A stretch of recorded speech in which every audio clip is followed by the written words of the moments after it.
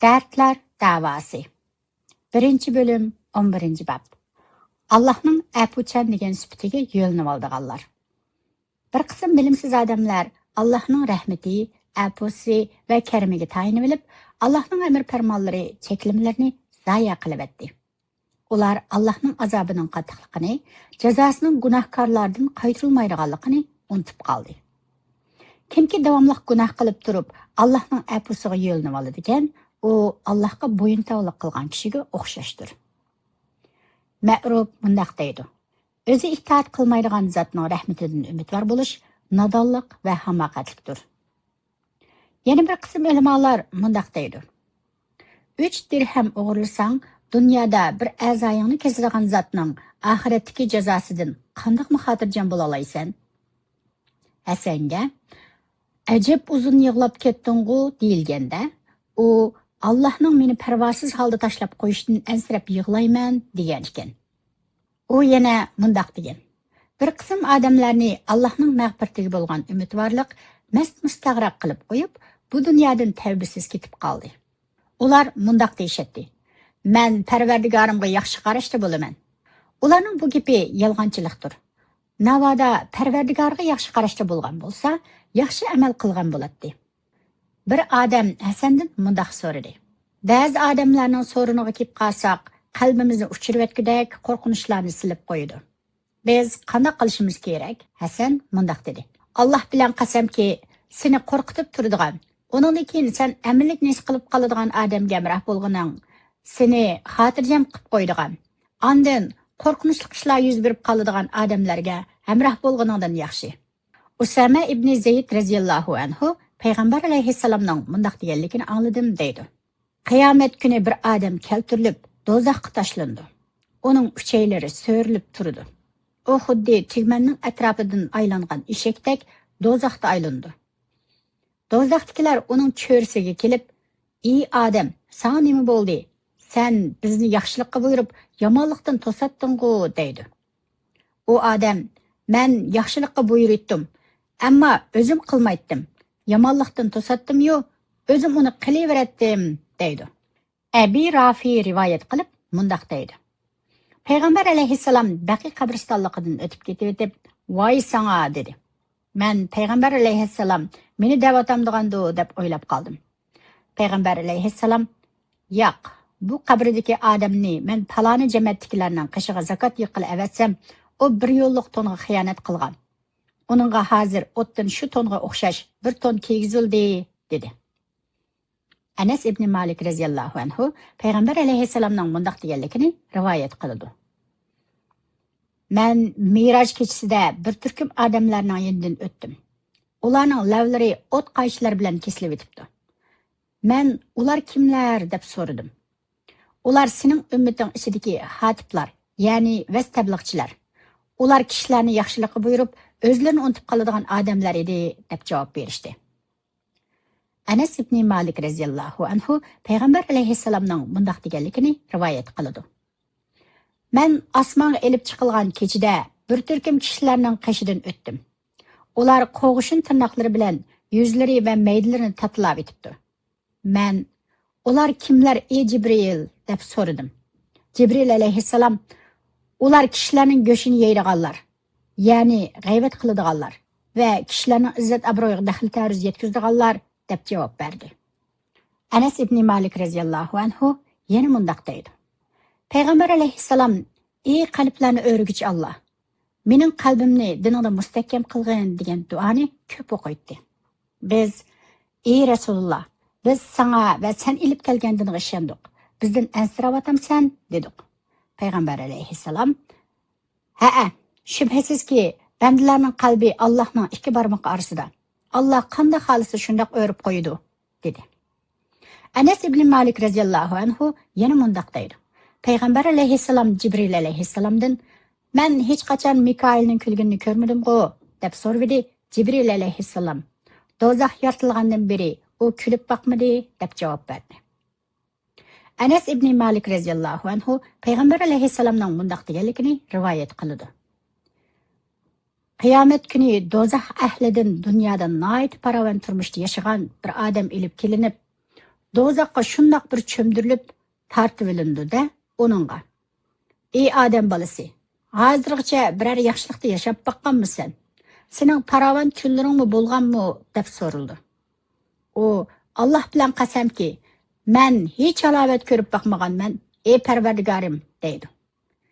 Yana jannat ahlidan dunyoda nihoyat qiyin turmushda yashagan bir odam ilib kelinib, jannatga shundoq bir cho'mdirilib tartib ilindi-da, uningga: "Ey odam bolasi, sen hozirgacha biror xafalık tartib boqqanmi, biror ig'irchiliklarga duch kelib boqqanmi?" deb so'raldi. U: "Alloh bilan qasamki, men hech xafalık tartib boqmagan, biror ig'irchiliklarga duch kelibmi boqmaganman, ey Parvardigorim" deydi. Barra ibn Azib radhiyallohu anhu mundoq rivoyat qiladi: "Biz payg'ambar alayhissalom bilan ansariylardan bir odamning jinoza namoziga chiqib, qabri beshiga kelib edik. Iç qabri ko'lanmagan ekan, payg'ambar alayhissalom o'ltirdi. Biz payg'ambar alayhissalomning atrofida xuddi beshimizga qo'sh qo'ngandek jimjit o'ltirdik. Payg'ambar alayhissalomning qo'lida bir yog'och bor edi. U yog'ochni yerga sanjidi-da, beshini ko'tarib, Allohdan qabr azobidan saqlashni tilanglar deb 2 qatim yoki 3 qatim takrorladi. Ondan mundoq dedi: "Shubhisizki, mu'min dunyodan ayrilib oxiratga mangdigan vaqtida uning osmondan chiroyi quyoshga o'xshaydigan oq yuzlik farishtalar esil kipan va xushpuroqlarni elib tushib, uningga ko'z yetim orliq qoldirib o'ltirdi. Ondan keyin o'lim farishtasi kelib, uning beshida o'ltirdi va: ey aram topquchi jon, Allohning mag'firati va Allohning roziligiga chiqqin" deydi. U jon go'yo tulimning eg'izidan tomchi chiqqandek tomchib chiqdi. Farishta u jonni oldi-da, ko'zni yumib ochguncha uni heliq kipan va xushpuroqlar ichiga qo'ydi. U kipan va xushpuroqlardan dunyodagi eng xushpuroq iforlarninkidanmi xushpuroq hidlar chiqib turdi. Ular heliq jonni ilib osmonga o'rlaydi. Ular u jonni ilib qaysi bir farishtalar to'pining qishidan o'tib qolsa, ular "Bu nimancha xushpuroq ruh ha" deyishib ketadi. Jonni ilib ma'gan heliq farishtalar "Bu palonining bolasi, palonining jini" deb uni dunyodagi eng chiroyli nomlari bilan ataydi. Ular bu jonga osmon eshiklarining ochilishini talab qiladi. Osmon eshiklari ochib berildi. Onunğa har bir osmondagi muqarrab farishtalar o'ziga yondosh yana bir osmongacha erishdi. Ular shundoq qilib 7-osmonga yetib keladi. Alloh taolo ularga: "Bu bandamning nomini baxtliklar tizimligiga yozib qo'yinglar va uni zaminga qaytarib ketinglar. Men uni zamindan yaratganman, zaminga qaytarman, ya'ni ikkinchi qitim zamindan chiqaraman" deydi. U odamning jini zaminga qaytarildi. Ondan uning qishiga 2 farishta kelib, uni o'ltirg'izdi va uningdan "Parvardigoring kim?" deb so'raydi. U "Parvardigorim azamatlik buyuk Alloh" deb javob berdi. Farishtalar "Dining nima?" deb so'raydi. U "Dinim islom" deb javob berdi. Farishtalar "Sizlarga avatilgan bu odamga, ya'ni Muhammad alayhissalomga qanday qaraysan?" deb so'raydi. U Muhammad alayhissalomdir. U Allohning payg'ambari deydi. Farishtalar "Buni qanday bilding?" deydi. U "Allohning kitobini o'qidim, uningga iymon keltirdim va tasdiq qildim" deydi. Ondan osmondan bir nido qilg'uchi: "Bandam rost deydi. Uningga jannatdan o'rin tayyorlanglar, jannatning kiyimini kiygizinglar, jannatning eshigini ochib beringlar" deb nido qiladi. Payg'ambar alayhissalom mundoq deydi: "U odamga jannatning xush hidlari kelib turadi. Uning qabrisi ko'z yetim miqdorida kengaytib berildi." Payg'ambar alayhissalom yana mundoq dedi: "Uningga yana chiroyli kiyingan, xushpuroqliq kelishgan bir odam kelib, "Sana xush xabar bor. Bugun sana va'da qilingan kun" deydi. Heliq odam mundoq deydi: "O'zing kim bo'lasan? Chiroyingdan yaxshilik bishoratlari chiqib turadi." U odam: "Men sening yaxshi amaling" deydi. U odam: "Ey Parvardigorim, qiyomat qilib bersang-chu, ahlim va melim, ya'ni jannatdagi menga hozirlangan paravan hayotimga qaytib olay" deydi. Payg'ambar alayhissalom mundoq dedi: "Shubhisizki, kafir odam dunyodan ayrilib oxiratga mangdigan vaqtida uningga osmondan qop-qora yuzlik farishtalar yungdan qo'pol to'qilgan bir kipanni ilib tushib, onunğa ko'z yetim orliq qoldirib o'ltirdi. Andan keyin o'lim farishtasi kelib, uning beshida o'ltirdi va ey iflosjon, Allohning noroziligi va Allohning g'azabiga chiqqan deydi. Payg'ambar alayhissalom mundaq deydi. Uning jini jasadidan ayrildi. Uning jini xuddi ho'l yo'ngdan zig' so'rilgandek tartib ilinadi. Ular bu jonni oladi-da, ko'zni yumib ochqicha heliqi yung kepanga yo'gaydi. Uningdan zimindagi eng sesiq tapning puriqidanmi sesiqroq puroqlar chiqib turadi. Ular shu jonni ilib osmonga o'rlaydi. Ular qaysi farishtalar to'pining qishidan o'tibla qolsa, farishtalar nima degan iflosjon ha deyishidi. Jonni ilib mangan farishtalar bu palonining balasi, palonining jini deb dunyodagi eng sat nomlari bilan ataydi. Uningga osmon eshiklarining ochilishi talab qilindi. Hech qanday eshik ochilmaydi. Andan keyin payg'ambar alayhissalom bunu oyatni o'qidi. Shubhasizki, bizning oyatlarimizni inkor qilgan va ularga iymon etishga gardankashlik qilganlarga osmonning darvozasi ochilmaydi. Ya'ni ularning yaxshi amali va duosi qabul bo'lmaydi. Toki to'ga yengnining to'shigidan o'tkicha jannatga kirmaydi. Ya'ni ular hargizmi jannatga kirmaydi. Gunohkorlarga mushundaq jazo beramiz. Andan Alloh taolo uning nomini eng tuvan yerdagi baxtsizlar tizimligiga yozib qo'yinglar deydi. Uning jini qattiq tashlandi. Andan keyin payg'ambar alayhissalom bunu oyatni o'qidi. Allohga xolis ibodat qilinglar. Uningga sherik keltirmanglar. Kimki Allohga sherik keltirdigan, u go'yo osmondan tashlanib, qushlar uni ilib qochgandek yoki bo'ron uni ilib berib, yiroq joyga tashlab etgandek bo'lib qoladi. Uning jini jasdiga qaytariladi. Uningga ikki farishta kelib, uni o'ltirg'izadi va uningga mundaq deydi. Parvardigoring kim? U odam, voy tong, men bilmayman. Ikki farishta, dining nima? deb so'raydi. U odam, voy tong, men bilmayman deydi. Osmondan bir nido qilg'uchi mundaq nido qiladi. Bendam yolg'on aytdi. Uningga o'tdan o'rin raslab beringlar. Uningga do'zaxning eshigini ochinglar. Uningga do'zaxning qiziqi, do'zaxning tapti kelib turadi. Uning qabrisi taraytiriladi. Hattoki u odamning qovurg'alari kirishib ketadi. Uningga noiti betchiray, kiyim musat, badbo'y bir odam kelib mundaq deydi. Seni parishon qiladigan bir xabar bor. Mana bugun sana va'da qilingan kun. U odam, sen kim? Chiroyingdan yomonlik ifodalari chiqibla turadi deydi. Hiliq odam, men sening yomon amallaring deydi. U odam, ey parvardigorim, qiyomatni qoyim qilmasang-chu deydi. İmam Ahmadning rivoyatida mundaq deyildi. Ondan keyin bu odamga, ya'ni kofir odamga qo'lida tog'ni ursa kukum talqon bo'lib ketgidek bozg'on ko'tarib olgan qarg'u, gaz, gacha bir farishta mas'ul qilindi. U farishta iliqi kofirni bozg'on bilan urdi-da, u kukum talqon bo'lib ketdi. Ondan keyin Alloh u kofirni asli holatiga qaytardi. Farishta uni yana bir urdi.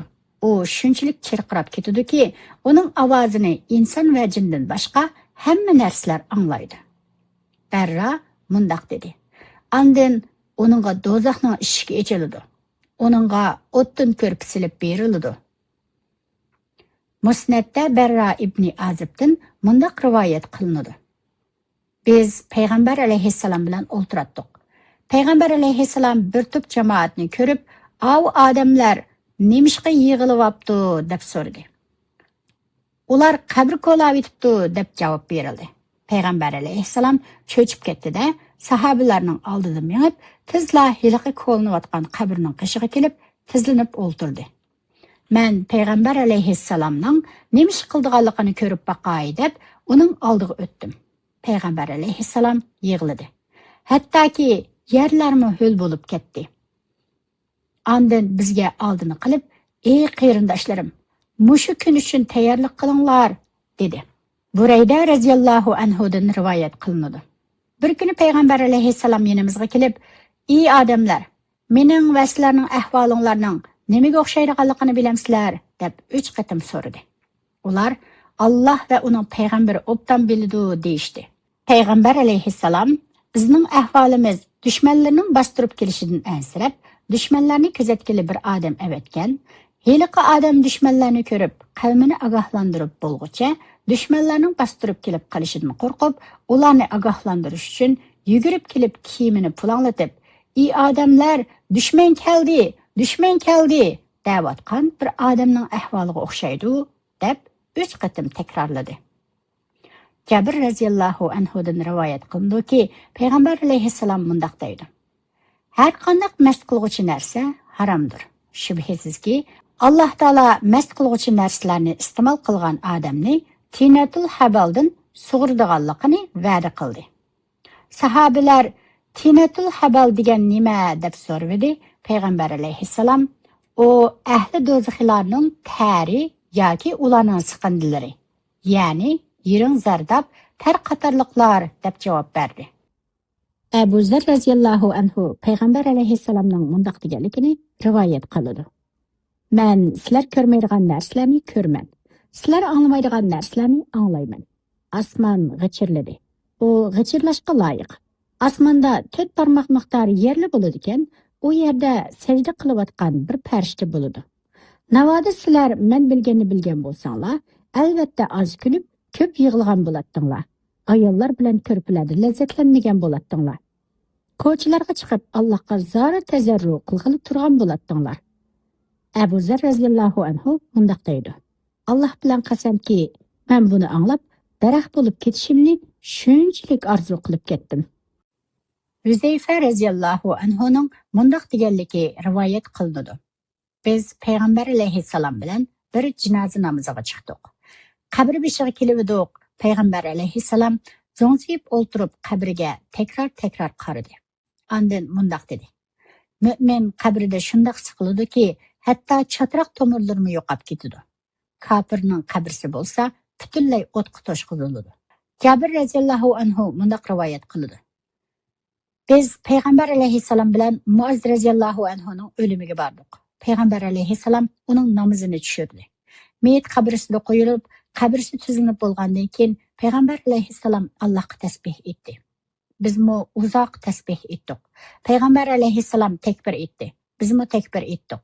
Payg'ambar alayhissalomdan nima uchun tasbih va takbir etdilar deb so'raldi. Payg'ambar alayhissalom shubhisizki mushu yaxshi bandani qabrisi qistagan edi. Alloh uni kengaytib berganga qadar takbir tasbih etdim" dedi.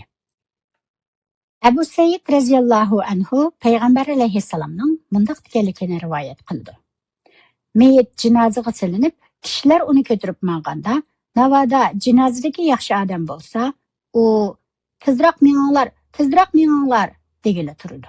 Navoda yaxshi odam bo'lmasa, voy isit, meni nega gapirsizlar degili turdi. Uning ovozini insondan boshqa hamma narsa anglaydi. Navoda inson anglagan bo'lsa, albatta hushidan ketgan bo'ladi."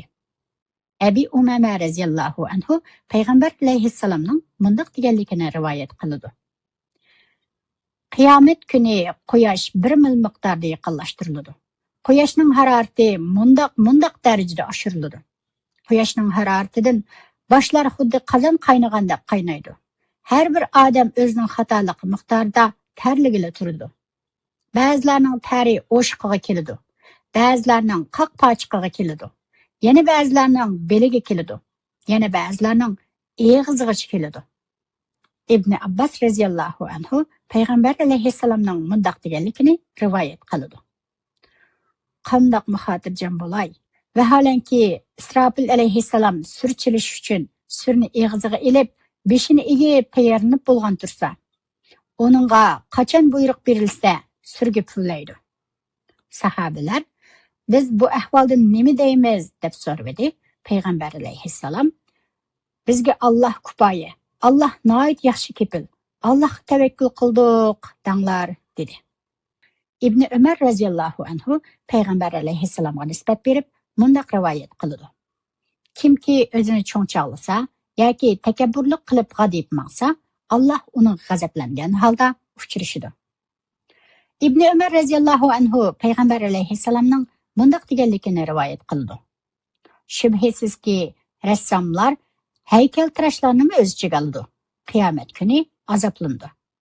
Ularga sizlar yaratgan narsanglarga jon kirgizinglar" deyiladi. İbn Ömer radhiyallohu anhu payg'ambar alayhissalomning mundaq deganligini rivoyat qiladi.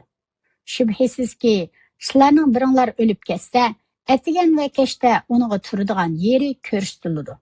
U odam ahli jannati bo'lsa jannatdan, do'zaxi bo'lsa do'zaxdan ko'rsatiladi. Ondan uningga bu Allah qiyomat kuni seni terildirganda sen turadigan o'rin deyiladi. İbn Ömer radhiyallohu anhu payg'ambar alayhissalomning mundaq deganligini rivoyat qiladi. Ahli jannatiylar jannatga, ahli do'zaxiylar do'zaxga kirib bo'lgandan keyin o'lim keltirilib, jannat bilan do'zaxning oraliqida to'xtatiladi. Ondan keyin bo'g'izlab etiladi. Ondan bir nido qiluvchi mundaq jakarlaydi. Ey ahli jannatiylar, mangu yashanglar. Endi o'lim yo'q. Ey ahli do'zaxiylar, do'zaxda mangu qilinglar. Endi o'lim yo'q. Bu nidoni anglagandan keyin ahli jannatiylarning xushalligiga xushallik qo'shilsa, ahli do'zaxiylarning qayg'usiga qayg'u qo'shiladi. İbn Ömer radhiyallohu anhu rivoyat qilib mundaq deydi.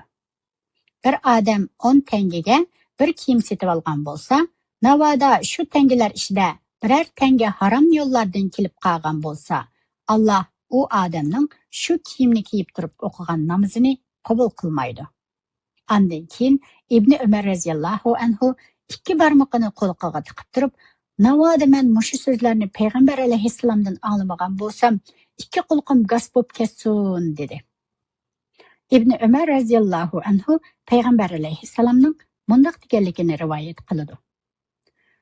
Bir odam maslik tufayli bir qitim namozni tark qilgan bo'lsa, go'yoki butun dunyo va dunyodagi narsalarni qo'lga keltirib bo'lib, qo'ldan chiqarib etgan odamga o'xshaydi. Kimki maslik tufayli 4 qitim namozni tark qilgan bo'lsa, Allohning uni tinatul habaldan sug'urishi haqli bo'lib qoladi. Tinatul habal deganlari nima? Ey Rasululloh deb so'raladi. Payg'ambar alayhissalom u jahannamdagilarning tar, yiring, zardoblari deb javob berdi.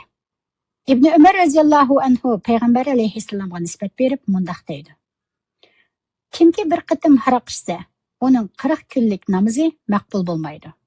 Navoda tavba qilsa, Allah tavbasini qabul qiladi. Yana qayta haroq ichsa, Allah uning 40 kunlik namozini qabul qilmaydi. Navoda tavba qilsa, Allah tavbasini qabul qiladi. İbn Ömer radhiyallohu anhu mundaq deydi. Payg'ambar alayhissalom 3-qatimda dedimi yoki 4-qatimda dedimi bilolmadim. Ammo navoda u odam yana haroq ichsa, Allohning uni qiyomat kuni do'zaxdagilarning tar, yiring zardoblaridan sug'urishi haqli bo'lib qoladi dedi. Abi Musa radhiyallohu anhu payg'ambar alayhissalomning mundaq deganligini rivoyat qiladi.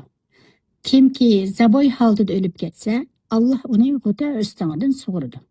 G'uta o'stin deganlar nima deb so'raladi.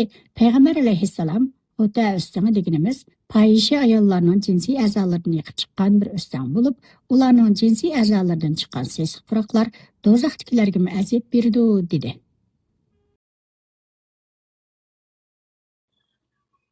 Abi Musa radhiyallohu anhu payg'ambar alayhissalomning mundaq deganligini rivoyat qiladi. Qiyomat kuni kishilar 3 qatim maydonga elib chiqiladi.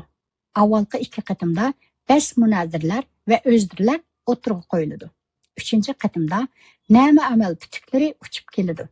Kishilar uni o'ng qo'li bilan oladi yoki so'l qo'li bilan oladi. Ibn Mas'ud radhiyallohu anhu payg'ambar alayhissalomning mundaq deganligini rivoyat qiladi. Ko'zga ilinmaydigan kichik gunohlardan saqlaninglar.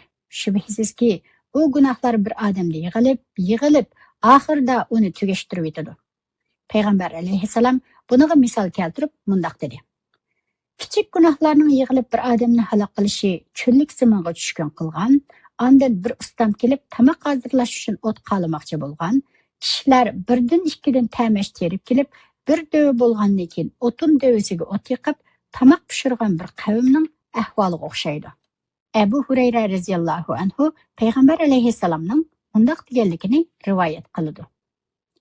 Jahannamning ustiga ko'rik, ya'ni filsirat ko'riki qo'yiladi. U ko'rikdan tunji bo'lib men o'taman. Payg'ambarlar shu kunida: "Ey Alloh, salomat o'tkili nisib qilg'aysan. ey Allah, salomat o'tgili nasib qilg'aysan deb duo qilg'ili turdi. Ko'vrikning ikki girvikida sa'dan daraxining sho'xsiga o'xshaydigan qarmoqlar bor. Kishilar o'zining amallari sababli qarmoqqa ilinib qoladi. Kishilarning ichida amallari tufaylidan halok bo'lib ketadiganlari, do'zaxga tushib ketib, ondan qutulib chiqadiganlar bor.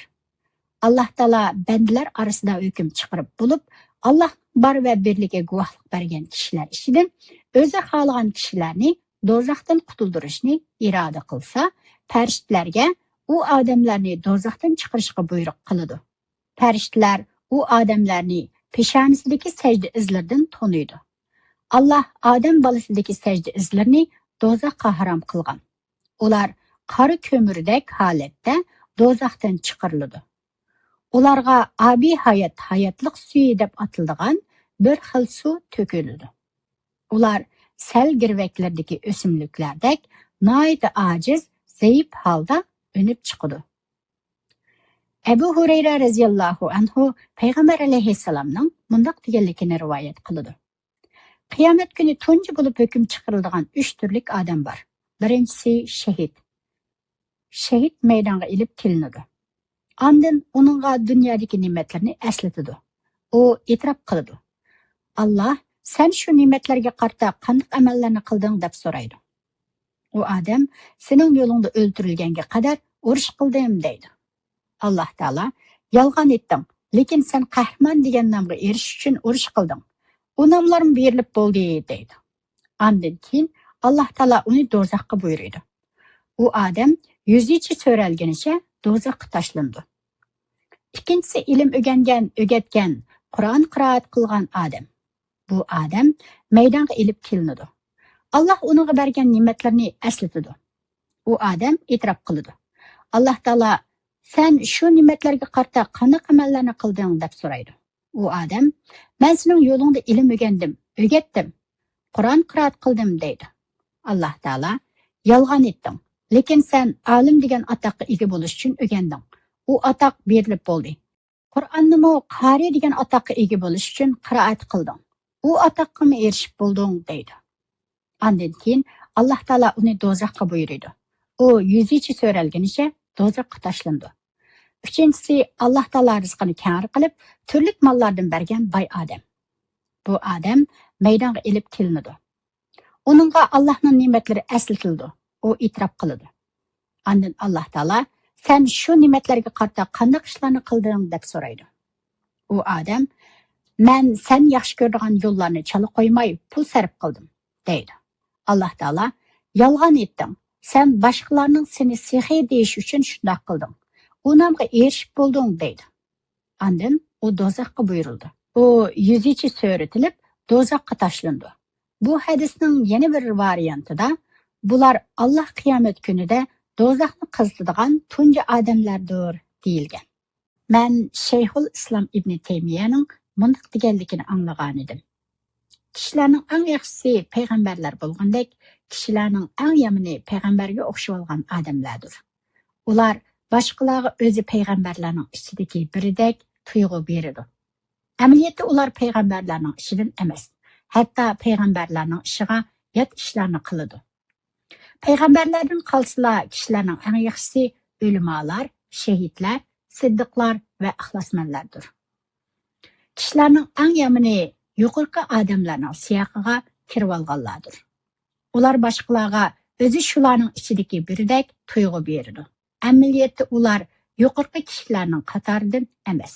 Abu Hurayra raziyallohu anhu payg'ambar alayhissalomning mundaq deganligini rivoyat qildi. Kimda qeyrinishning iqtisodiy yoki izzat obro'y jihatiga haqqi bo'lsa, qo'lida tanga tillasi bo'lmaydigan kuni, ya'ni qiyomatda hisob ilinishdan burun haqqini berib olsin va uningdan rozilik ilib olsin. Qiyomat kuni hiliqi odam yaxshiligi bor odam bo'lsa, haq egasiga uning yaxshiligi ilib berildi. Navoda yaxshiligi bo'lmasa, haq egasining gunohlari u odamga ilib berilib, ondan do'zaxga tashlandi. Abu Hurayra raziyallohu anhu payg'ambar alayhissalomning mundaq deganligini rivoyat qildi. Kimki boshqalarning yeridan bir g'arich yerni nahaq qo'shib olsa, qiyomat kuni shu sababli 7 qat yerning tagiga cho'ktirib etiladi. Abu Hurayra radhiyallohu anhu payg'ambar alayhissalomning mundoq deganligini rivoyat qiladi. Sizlarning bu dunyoda ishlatayotgan o'tinglar jahannam o'tining 70ning biriga to'g'ri keladi. Sahobalar Alloh bilan qasamki, navoda mushu dunyodagi o't bo'lsa-mu kifoya qiladi-ku dedi. Payg'ambar alayhissalom shubhisizki jahannamdagi o'tning qiziqlik darajasi 69 darajasi oshirilgan dedi. Muaz radhiyallohu anhu mundoq deydi. Payg'ambar alayhissalom menga vasiyat qilib mundoq dedi. O'ldirilgan, ko'ydirilgan taqdiringdami Allohga hech narsani shirik keltirma. Ota-onang seni ahlingni va milingni tashlab chiqib ketishga buyurgan taqdirdami ularni qaqshatma. Farz namozni qasddan tark etma. Bo'lmasa Allohning ahdisidan ayrilib qolasan. Hargiz haroq ichma. Shubhisizki haroq har qanday gunoh ma'siyatning bishidir. Gunoh ma'siyatdan saqlan. Jazmanki gunoh ma'siyat Allohning noroziligiga duchor qiladi.